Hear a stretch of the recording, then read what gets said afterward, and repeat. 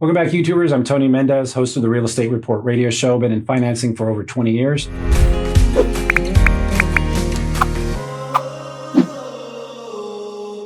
Today, we are talking about when to refinance your mortgage and roll in an equity line or a second loan, whichever that may be. So an equity line is a highly popular loan. It's pushed by banks. It's easy to get.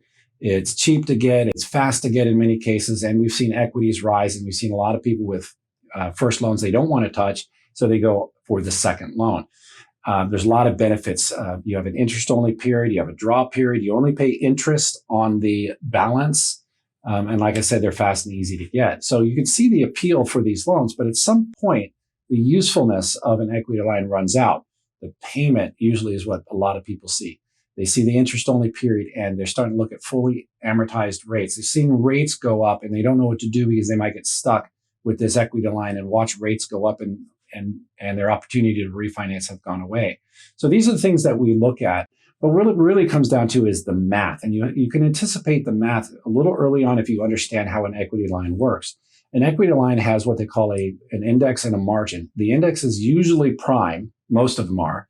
Prime rate, you can get that very easily. Today, when we videotaped this, it was 3.5. And then your margin will usually be 0 to 2. For this scenario that we're going to talk about today, we're going to use 1 as the margin. So it'll be called like prime plus 1 or prime plus a half.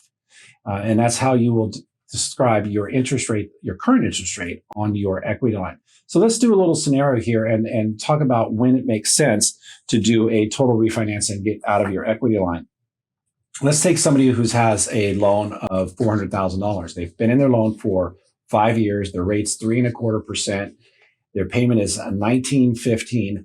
They have a $100,000 balance on their equity line, a $100,000 limit. That rate is 3.5 plus 1. So prime plus 1, giving you a payment of $375 interest only every month. So that total payment is $2,290.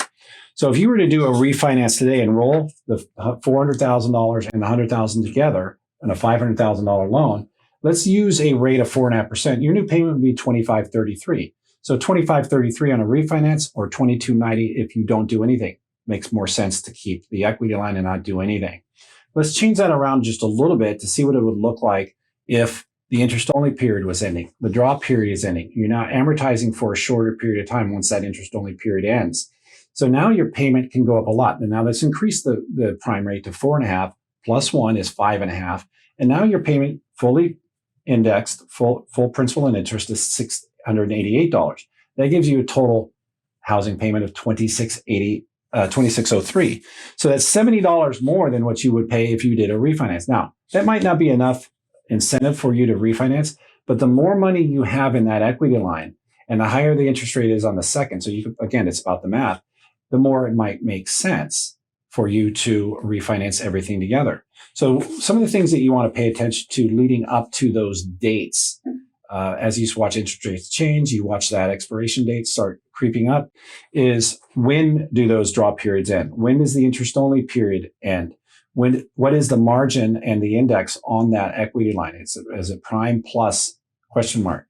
What is the fully indexed rate going to be once you calculate that? What is the balance on the equity line? How long have you been in the current first loan? And that goes towards re-amortizing, because sometimes rates can go up, and if you re-amortize, payments go down. What is the rate and balance of the current first loan? What is the rate of the new refinance loan? So ultimately, we look at the underlying rate of the equity line prime. We've seen that change from 8.25 all the way down to 3.25, and it's back up to 3.5. So there's a lot of room for that to go up. So a lot of people with high balances on those equity lines are looking at possible exposure to higher interest rate environments. Yeah, there could be some tax incentives to roll it into a first loan, and they might have more draw period left. But it's all about the math. And that's really what we want people to pay attention to here, is what makes sense as far as, it's not just all about hedging. It's about managing that debt on a monthly basis. In most cases, you don't owe more. You're just managing that payment along the way. So we encourage you to send us your scenarios. You can send them to Tony@BayAreaLoanSource.com. You can subscribe to our channel for more videos. You can go to our Calendly link to set up an appointment. It's a short little appointment that we can do, or you can call us. You can go to our website at bayarealoansource.com. Many ways you can get in touch with us. Thanks for joining us, and look out for some more of our series on when to refinance.